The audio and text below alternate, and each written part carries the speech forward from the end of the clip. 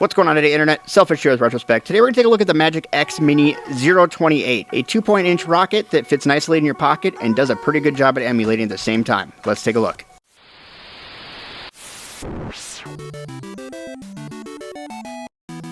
We're going to unbox this MagicX Mini Zero 28. It's a pretty nice box that's in here. It does give away a lot of the stats on the back here, which is pretty nice that they put them on the box. We have verified that this MagicX device actually does have the correct processor in it this time around. It is an A133P, the same one that you're going to find in the TrimUI Smart Pro, and we'll talk more about that as the review goes on. It does come in 3 different colors. I did get the transparent blue, or what they call glacier blue, and that's about all that's on this box, so let's take a look inside. It does say Android and Linux. I believe the main operating system on here is Android. Alright, so we got a little bit of that. That's nice. Keeps them nice and safe.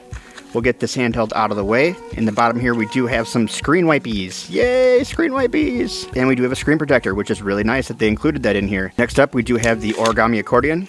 That is not in English. That's not in English either. Well, I guess maybe on the back?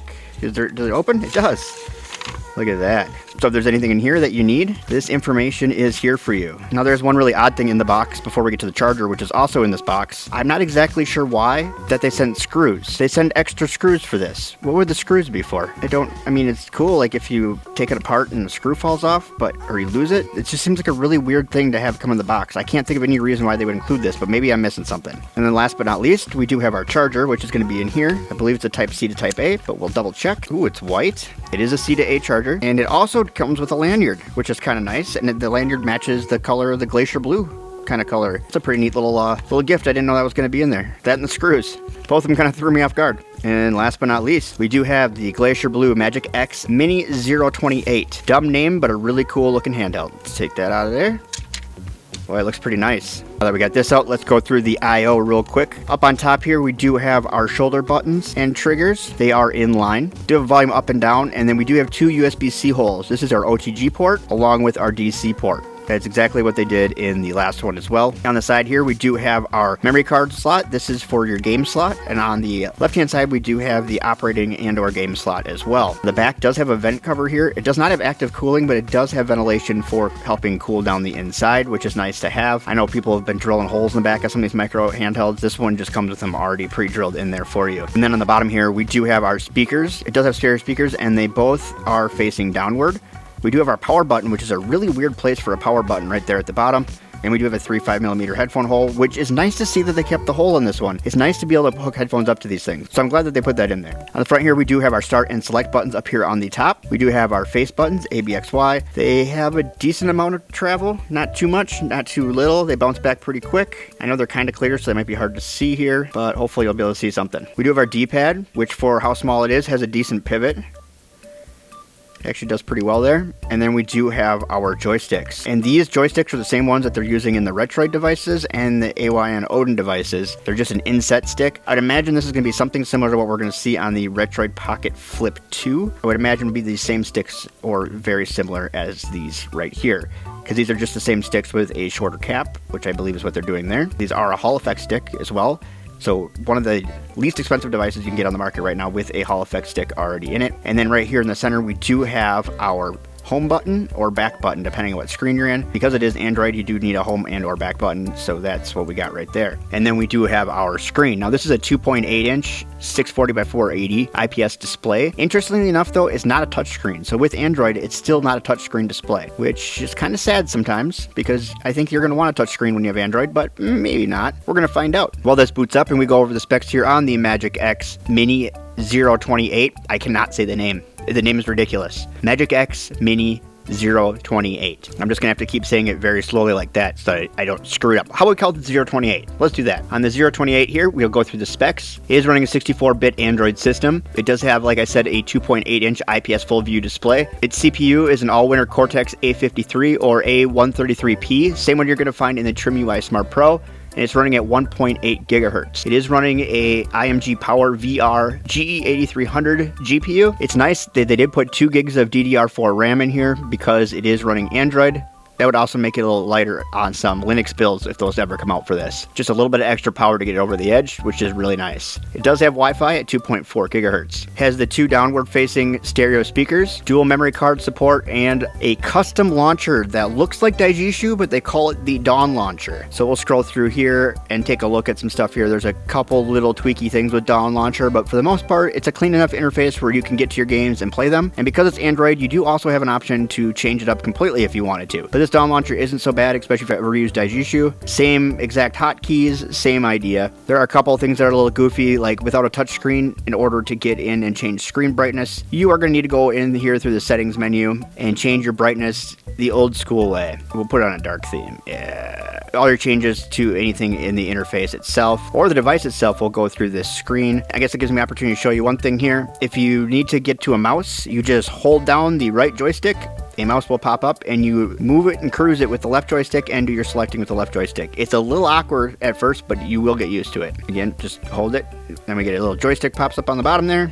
And back. Also, you do have your back and home button down here at the bottom. You can use that in order to back up as well. Probably an easier way to do it than what I just did. But we do have a lot of systems here. So I'll scroll through the systems while I talk here. You are going to get a lot of the same stuff you're going to see inside of something like the TrimUI Brick or the TrimUI Smart Pro. They're all running this A133P processor. That means it's overclocked. So it should be running at 1.8 gigahertz minimum. You can overclock up to 2 gigahertz on that processor. I do not believe that this is overclocked to 2 gigahertz, however. But it should be clocked at 1.8. And there's a lot of systems in here. Now, one thing that's really weird about this Dawn launcher, and we're going to run into it here in just a second. There it is. When you get to the end, it doesn't go back to A, or the beginning. You actually have to go backward then. So where Daijishu will just rotate and you just start going through them again, this actually has a start and a stop. My only concern with this would be, and just knowing myself personally, is I'll never get to a Sega game because I will be up here somewhere and I will select games to play, and I'll just never scroll all the way down to a Sega game. And then once I do, I'll end up on WonderSwan, and I'll just keep playing WonderSwan because I'll keep hitting this, I'll get frustrated, and I'll just go into WonderSwan and pick something to play. I can see myself doing that pretty frequently, actually. And WonderSwan's got some good games. I'm not here to knock it. So what I think we're going to do is we're going to do a little bit of gameplay quick, and then as soon as we're done with the gameplay, I'll talk about some things with this device.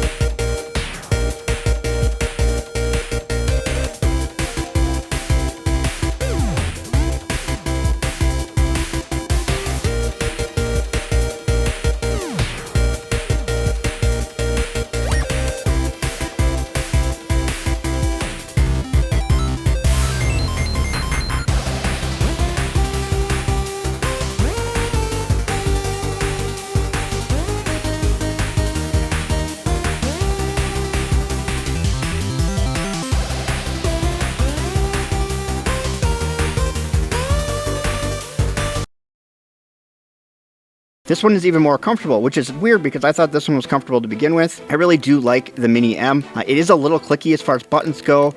Obviously, you don't have full face buttons, which you don't on the new one either, but buttons are much more silent on this and a lot more muted. It feels like they're almost using a rubber membrane here on the top versus here's obviously micro switches.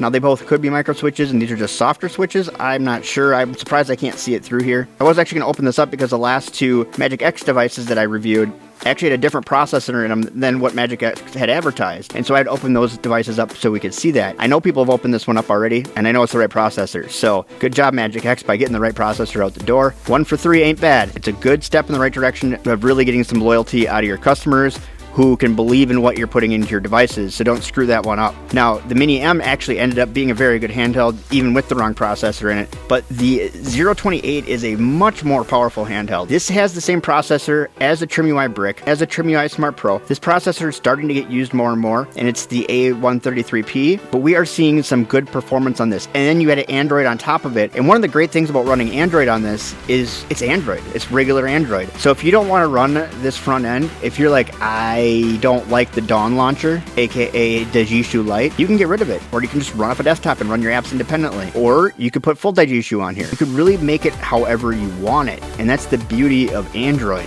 Now, there's arguments on both sides whether it's better to emulate in Android versus Linux, and I'd say in some systems, there's a winner in each category. Some of the harder to emulate systems, though, tend to emulate better in Android just because the applications for them are independent and tend to work better. You're not reliant just on RetroArch, which you're not necessarily in Linux, but you don't get a lot of standalone systems in Linux like you do in Android. Now, and this has a bunch of standalone systems already installed on it, but the systems they have on here are kind of getting a little old and expired. There's been some updates to them. So after this review, I'm going to update these. I wanted to review it as it came in as a first look, just to see how it's operating now, and I'm actually pretty impressed. One of the other big things that they fixed, where your memory cards go in on the Mini M, there was a problem with memory cards that were sticking out. Not as bad on this side, though it does stick out and you can bump it, but this side over here will sometimes shoot out of here because the memory card sits out a couple millimeters off the side of the body. Now they sit really far in, and so almost too far in, where you almost have to use something to get them in and out. I would rather complain about this, though, than having them stick out of the side with the Mini M. So I think that was a good fix on their part. I do like that they kept the home button right here in the middle still, the home and back button. It seems weird until you start using stuff and you remember that it's there. It is really natural because this device is so small. You do have access to it with either of your hands, and it is literally right in the middle of everything. With our power button here on the bottom, I think that's great. They kept that from the original as well, but they took away the reset button that was down here. Now, I really do like this color. I know everybody's in love with the purple on these, but I think this glacier blue is really nice looking. It's almost like a frosty white, but there's just a hint, very, very slight hint of blue in it. I think it just gives it some legs, and it looks really good. How are these full of dust already?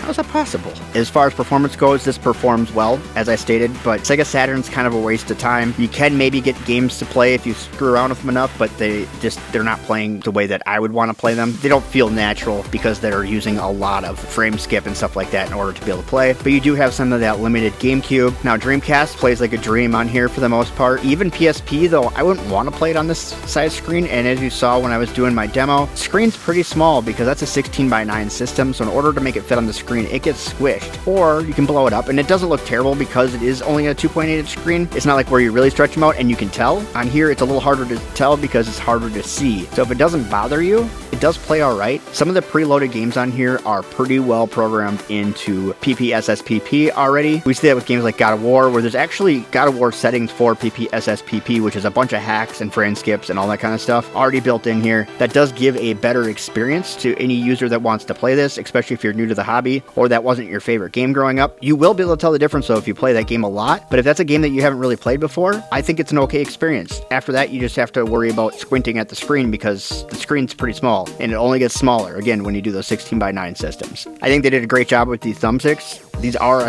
essentially, I think, the same thumbsticks we had in the other one. Caps might be slightly different, but pretty much the same ones. Same ones you're going to find in the Retroid Pocket 5 or Retroid Pocket Mini, the AYN Odin devices like the Mini or the AYN Odin 2. All are using the same sticks at different heights. And it is a great HallEffect stick. Hopefully we'll never see drift with these, and I think that they do serve their purpose very well here. I do like that these buttons on top are not so clicky this time around. They were so loud and clicky before. Also, not a real loud device when you rattle it. Not much rattle here. The old one didn't have much either. This one here, though, though is very quiet. There's a lot of rubber membranes in this handheld, and you can see them right here through the plastic, which definitely helps quiet things down. Also, the tolerances are really good, so you're not getting loose buttons like you do in some other handhelds in this price category. The Wi-Fi on here seems to work great. At least it works great in my house. The only issue I have with it is to type in your password. You have to hold down and make the mouse appear and individually type in your letters with the mouse for your password, which is kind of a pain in the butt, I'm not gonna lie. Also, when you try to turn this thing off, if you hold the power button, it's gonna pop up a screen here. You have no way to select anything on here. Again, you're gonna have to hold down the mouse, go up here with your mouse, and you're gonna click down on the left stick to click, and then you're gonna click again to shut down. So kind of a process to shut down if you wanted to do that. Now, this is very good on standby. It's about 5 to 6% a day without playing. So if you leave a game open, as long as the screen's turned off and this is in standby, you will only lose about 5 to 6% a day. So you're not finding yourself charging it all the time. And speaking of charging, I know some people have had a hard time charging this because the charging port is too far in. This is a retail unit. I have not had a problem with any of the chargers that I have plugging in here, and I've plugged multiple different chargers into here, mainly to test it, but they all work just fine on here. I know some of the pre-release devices did have an issue with that, but it does seem like that was fixed in manufacturing. Now with your OTG port, this is mainly going to be used for using controllers, so if you want controller support to play an external controller. Not sure why you'd want to on a screen this size, but if you wanted to, you could. No need to put the Wi-Fi card into that OTG port though, because it does have that internal Wi-Fi built in. And with the Wi-Fi on here, you can use apps like SyncThing to sync your saves. So I actually sunk over my saves from my TrimUI brick through SyncThing and vice versa, so that I could do some testing on here. I wanted my games to be where they were when I was playing them on there, which is a big bonus. But again, you can put anything Android on here except for the Play Store. But there are a couple of alternate stores. If you jump on Google and look for alternate Android app stores, you will find a couple of different Android app stores out there that you are able to load onto this handheld. It's just not going to take Google Play, which is kind of a bummer when you own a bunch of games on Google Play. But at the same time, most of those games that I own on there, I'd never want to play on this screen anyways. As far as game streaming goes, because it's Android, because I know somebody's going to ask, yes, you can game stream on this. I wouldn't recommend it. Even if this was my only option for game streaming, I think I would just get rid of my Xbox Ultimate account at that point. But if you wanted to do that, you do have the ability to do that. As long as you have Wi-Fi, you could stream your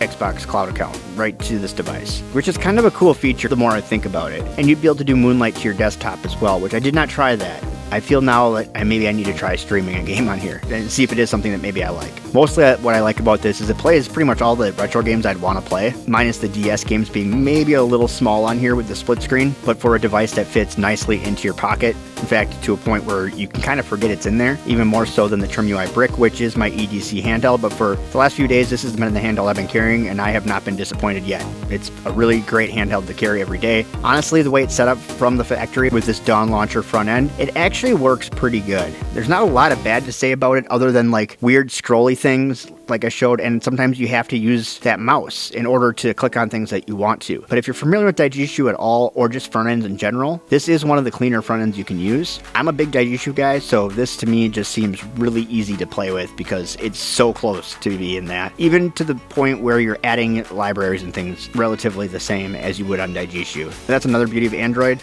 You can just throw a card in here and just point the front end right at that folder, and it'll pull all your ROMs for you and add them to the libraries. And then you do have the ability to run Screen Scraper to scrape your box art if you like having clean box art, which I'm definitely a big fan of that. All in, I think that the good outweigh the bad here, and I think this handheld will probably get better. We saw Plum OS come out for the original Mini M. I'm sure we're going to see something for the 028. I know there's already firmware being worked on for it. Now, I wouldn't say buy something for what it might be, but buy it for what it is today. If this is something that interests you, I would buy it today. I think it's a $45 handheld, not a $55 handheld, but that $10 is not a make or break it moment for me. I think the price may come down over time, but I would say even at the $55 or so that it is right now, definitely worth it if this is something you're looking for. If you want a micro handheld for your pocket that you can carry with you every day and doesn't get in your way, is not clunky, and can play most of your library, at least as far as retro games go, this is going to be a great option for you. If you think you're going to get this and emulate Switch on it because it's an Android, that's not going to work because you need at least 8 gigs of RAM. But all in, I would recommend this handheld. I would actually even give this handheld to a friend as a gift that doesn't know how to use retro handhelds, because they're going to sign in and know exactly what to do within minutes, if not seconds, with the way that this front end is set up. And I think that those other couple things that I found that are a little weird maybe will get fixed with software as well. We'll find out. Some new firmware could be good for this. Not necessary, but could be good for this. And I think we're going to see something there soon. So yes,